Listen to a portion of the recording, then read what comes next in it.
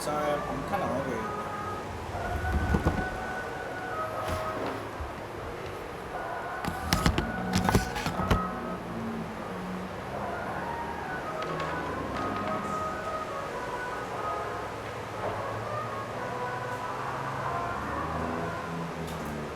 Small little food break.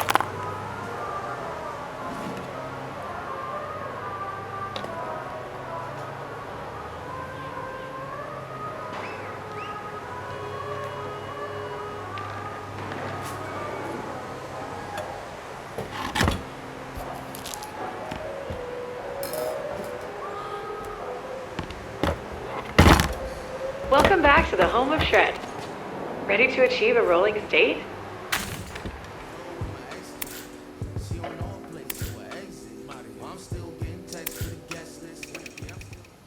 Okay. Just for a little while I eat. I'm gonna eat real quick.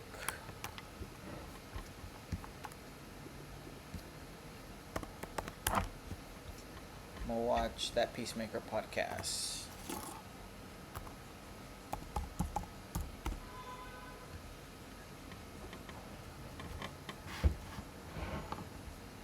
It's because this is reaction. There's a lot of reactions online. Hilarious. Not reaction, I want the pod.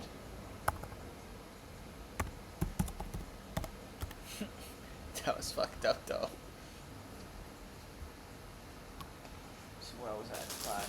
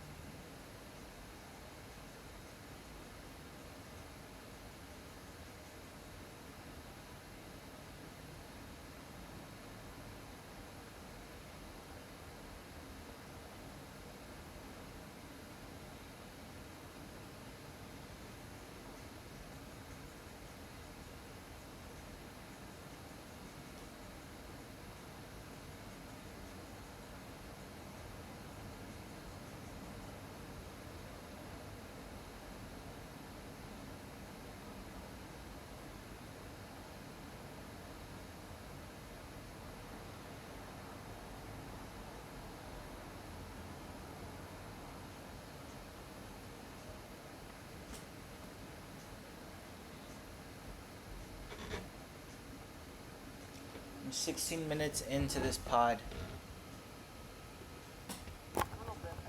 No. I just want to see what happens. I said no. I want to see what happens. Yeah. I just want to do it, and then I started making Tim Meadows do ridiculous. Absolutely. You know, and I'm like, I don't want to spend a bunch of time. Wait, I guess I don't Nobody have to was that, and that's one of the fun things. use the I think, thing I can make the especially, game. especially with the construct of Peacemaker, is when you I come got into me. work and go, Sam, we're just going to do it. You kind of go, yeah, go on, whatever.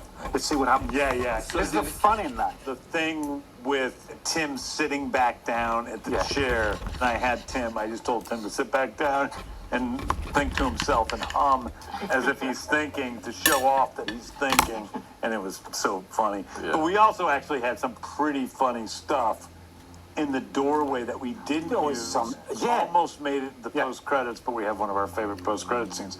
But it was where he Because was, you kept coming and going and coming He and kept- going. and he was You'd asking come him- back in and take things off the desk and... he was asking him for a raise. Yeah. Yeah, is this a bad time to ask This is for a a bad raise? time to ask for a raise. The team enters the Augie Smith mansion, and they're walking through it. Nice digs. Reverse Peacemaker's rolling in it. And we come to one of my favorite little moments that we all laughed hysterically at, which is when Hardcore slams the door quickly on Economos as David Denman's character Keith is coming around the corner, and he looks at her and she says, I just took a shit in there. yeah, it's rancid. Yes. Just instantly, I just took a shit in there. We're children, man. You could hear everybody You're because a child.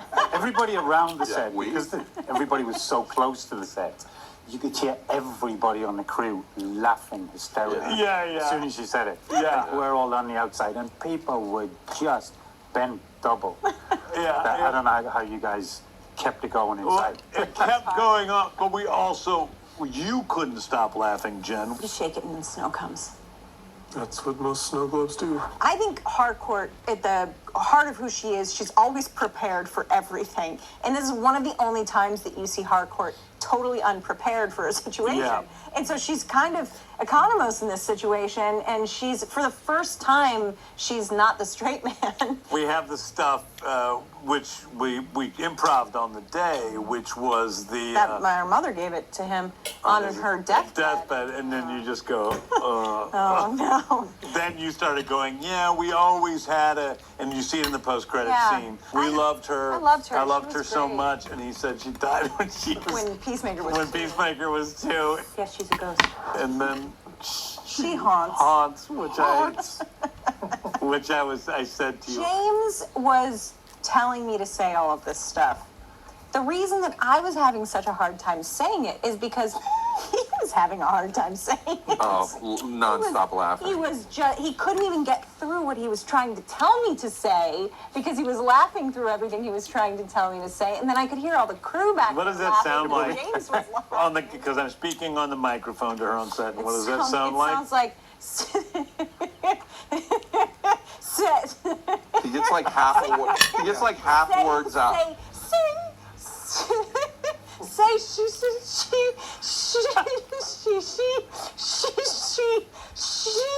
haunts. Yeah. One word at a time. I don't know. For some reason, I thought she haunt. Like, I watched it today, and it's funny. It's not as funny as I just was taking a shit in there. Probably because I could never say it without laughing. But she haunts.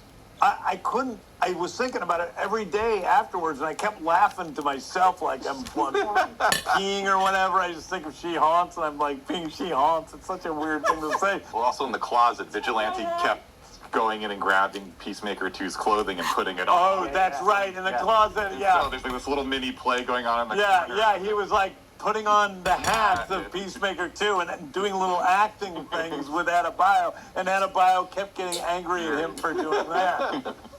That's ridiculous. Despite the warnings of Adebayo, Harcourt leaves with David Denman. By the way, that was one of David Denman's audition scenes. He auditioned with 2 scenes, that sort of comedic scene, and then another more serious scene. I think the scene where he and Chris are talking, and he tells him he'll always be his older brother from at the end of episode 3.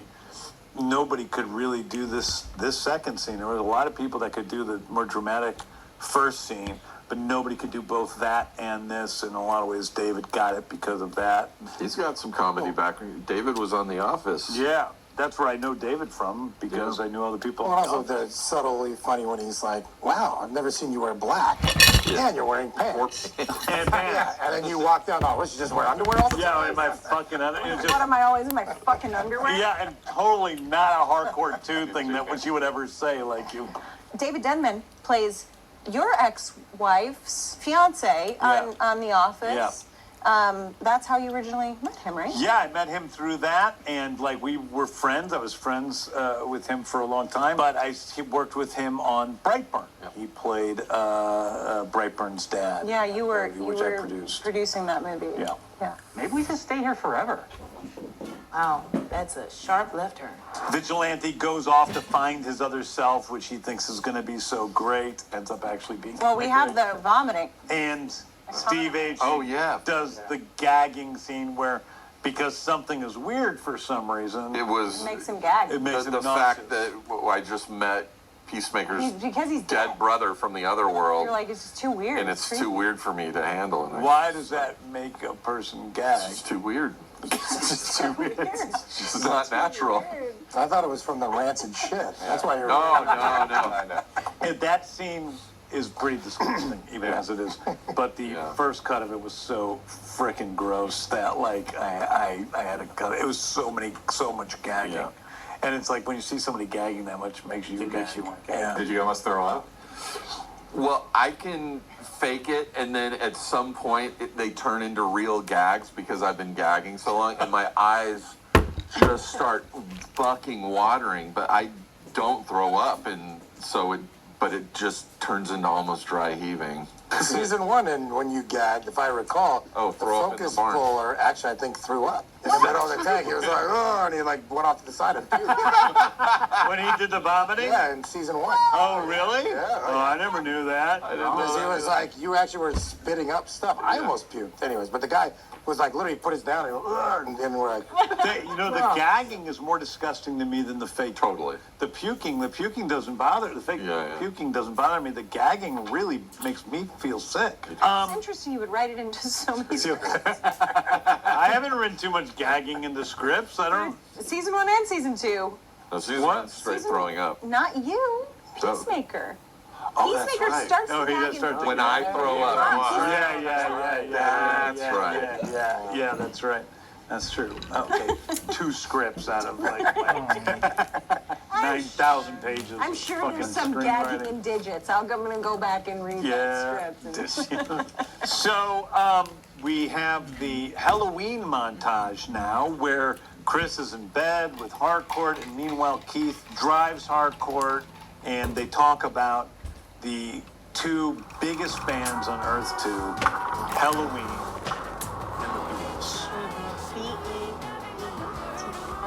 Yeah, the script, there's no, it's not Beatles, it's B-E-T-L-S. All of the bands, you'll notice, if you look closely, are different in our world.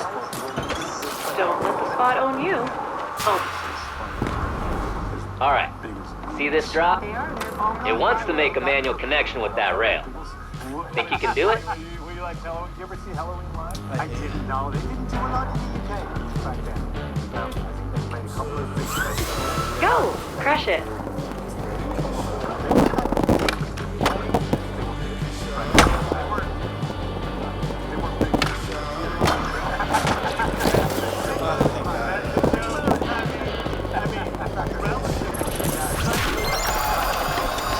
Oh yeah. What a matchmaker. That rail and drop just made a love connection. And so they go.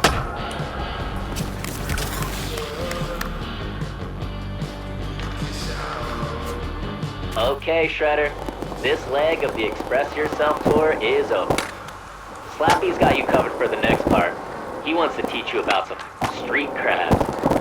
Just humor him. I'll catch you later.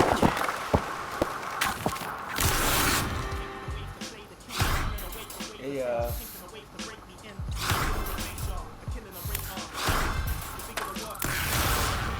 What is that? About the operation. Yo, my friend, what's up? The Slapster's back to take the reins for this part of the tour. Shingo gonna teach you tweet grabs? Nope, that's my forte. Let's roll and do some of Shingo's hallowed street spots. You gotta learn the method.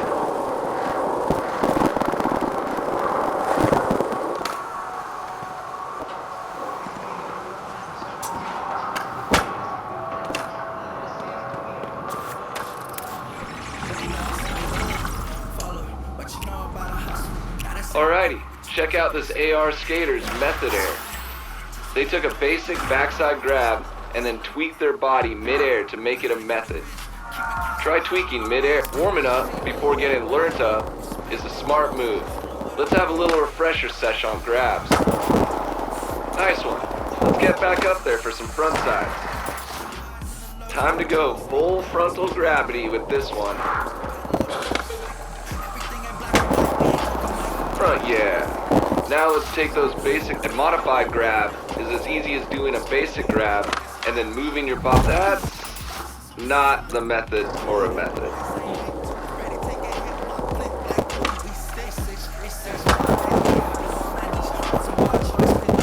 Chest out, knees bent, fully methoded. Sweet.